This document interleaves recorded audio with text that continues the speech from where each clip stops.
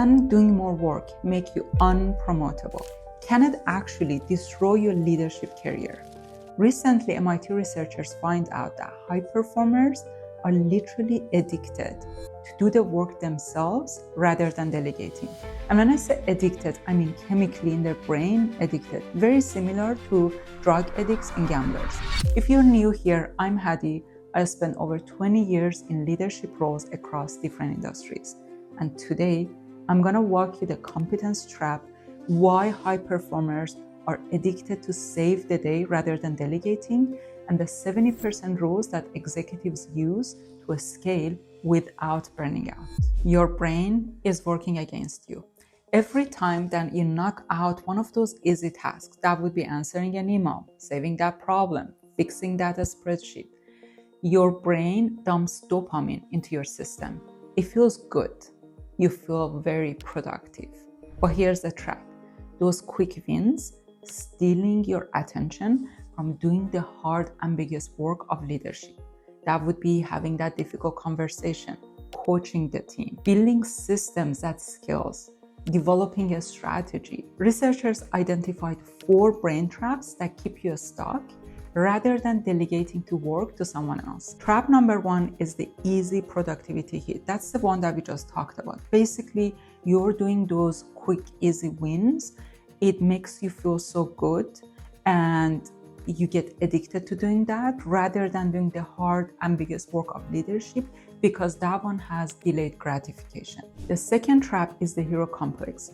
When the team comes to you and asks for help, you can't say no because that threatens your identity. You're the reliable one. You're the one that saves the day. You're the one that solves the problems. That identity is killing your leverage. The next trap is unmanaged expectation. That's when your boss have you on a speed dial, when your clients expect instant responses from you, when your team knows that you're available 24 hours. And that builds a vicious cycle. The more available you are, the more everyone gonna rely on you, the less you can delegate. That makes you become very reactive to the situations rather than becoming strategic. And the last trap is the role confusion. Many of the managers still think that work means doing something, but at your level as a middle manager, work really means enabling and empowering the teams, supporting them. The 70% rule.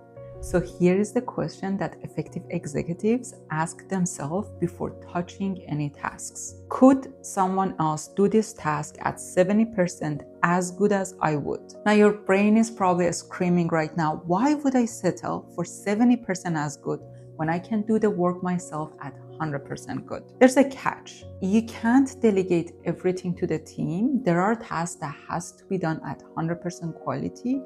But let's go through the quadrant of stake versus skill. And there are certain tasks that you can delegate to the team using this 70% rule. But before we do so, the first thing is that you really need to know what are the tasks that you do in a week. You want to go through every single task that you do next week and write them down. You probably are pretty annoyed at this point and you're like, I don't have any time. How would I write down every single task for a whole week? But trust me, this is probably the best time investment that you can do next week. When you write down everything, first of all, it gives you a lot of self-awareness of where actually you're spending your time on. And then you can use this quadrant to decide which specific task you can delegate versus which are the ones that you want to keep. So when you map all your tasks, you want to identify which ones are low stake, but also low skill. Those are the ones that I would call garbage work. You don't want to delegate them to the team. It's no good use for anyone really to spend time on.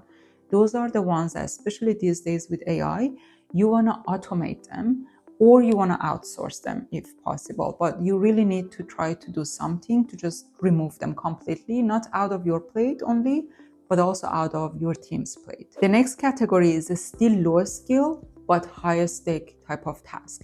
Those are the ones that there are already people in your team that have the capability to do the work. So you want to delegate it to them, but you want to make sure to delegate it to the right capability, to someone who has the skill set, and you want to monitor really closely. So you want to make sure those visible type of works are going to be delivered properly in the right format. The next category is my favorite. These are the ones that are high skill but low stake. They're not as visible to executives, so it's safe to leverage the 70% rule. You don't have to have people who have 100% of the capability yet, but you find people who, first of all, they have 70% of the capability, so they have some capability in that area, but also that specific work is aligned with their career development and career goals.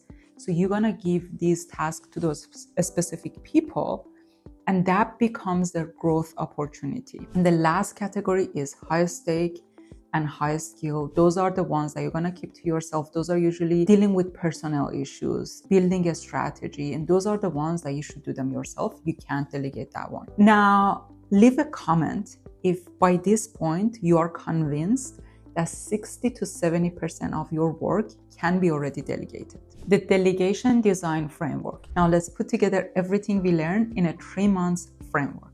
Week 1 is the audit. You basically want to track every single task for a whole week, and then you want to map it to that quadrant of stake versus skill. Week 2 is the match. That's when you want to list all your team members and you want to note what are their skill sets, what's their career development, and also what is their capacity. You don't want to assign a task to someone who already has a really full plate. Then you want to identify 3 to 5 tasks and assign it to 3 to 5 people. And what you want to consider is that, is it going to be a stretch assignment for them? Are they going to really enjoy it because it's going to be very aligned with their career development? Those are the ones that they're going to have so much motivation to do that specific task. Week 3 is the handoff.